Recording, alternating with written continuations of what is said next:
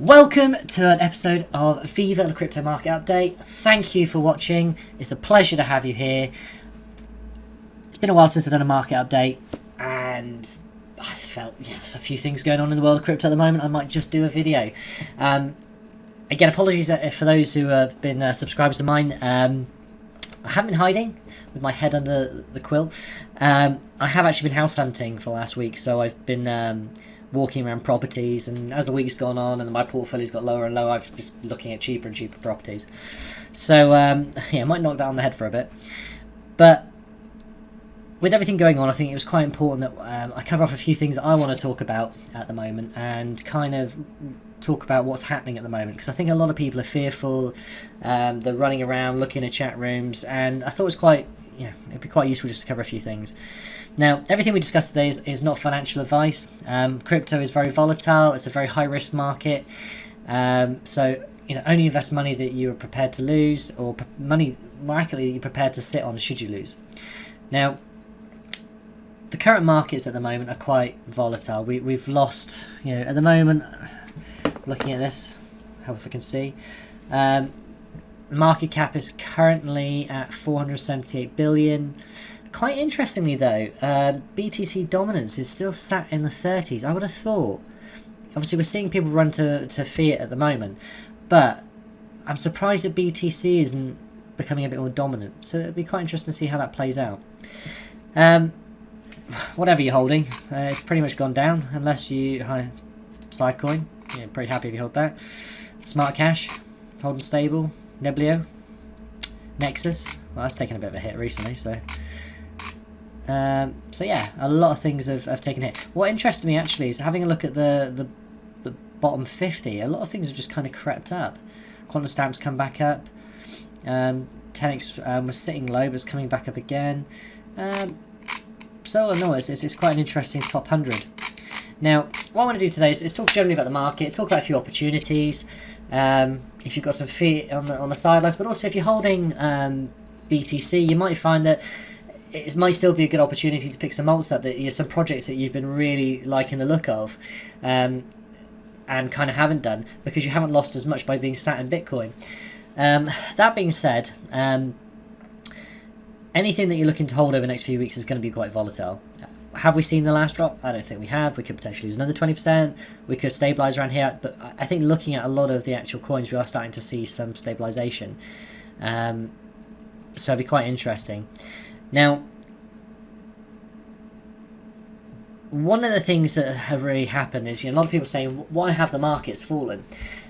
No one, a lot of people are naming China. China's not been an issue. That happened months ago. Anyone who's on exchanges, been doing it against regulation. So the China news is just FUD.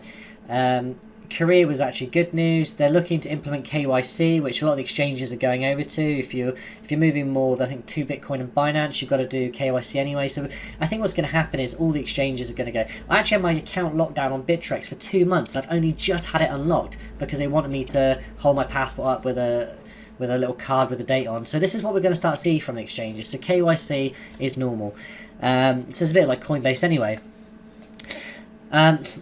So I think a lot of the reason we're seeing this drop is there's a lot of people, what I like to call lunch money investing. People are literally selling their cars to invest.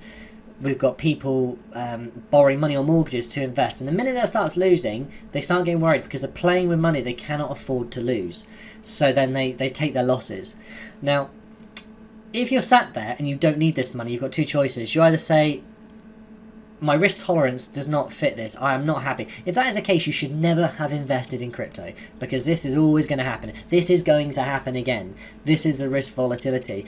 If you were investing in stocks and shares and you invested in the European smaller companies market, this same thing could happen. So whether it's crypto or whether you're investing in the stock market, it all comes down to your risk tolerance. Can you happily take that hit? If you can't, then get out of crypto. It's not for you.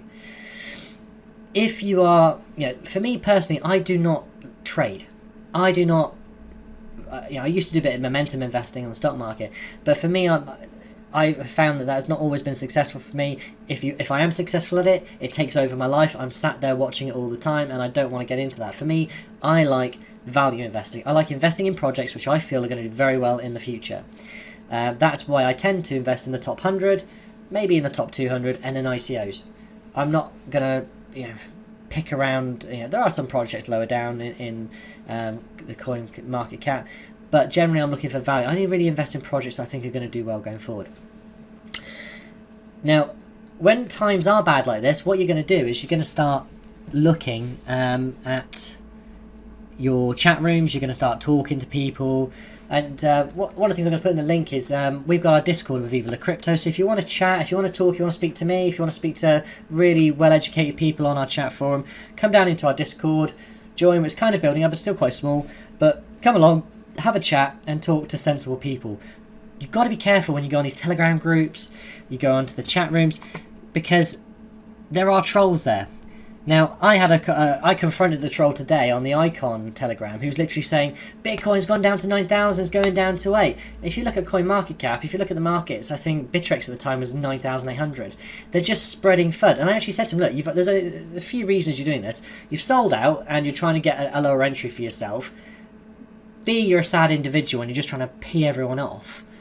Or C, you just, you just hate crypto. You wanted to die. And he just said, yeah, all of the above. These people are just there to spread misery. Because if they've sold and the market drops, it reinforces their decision to sell. It makes them feel better. So, in some respects, it cannot... If you know that this is in my mind, this is a normal market correction based on the growth that we've had.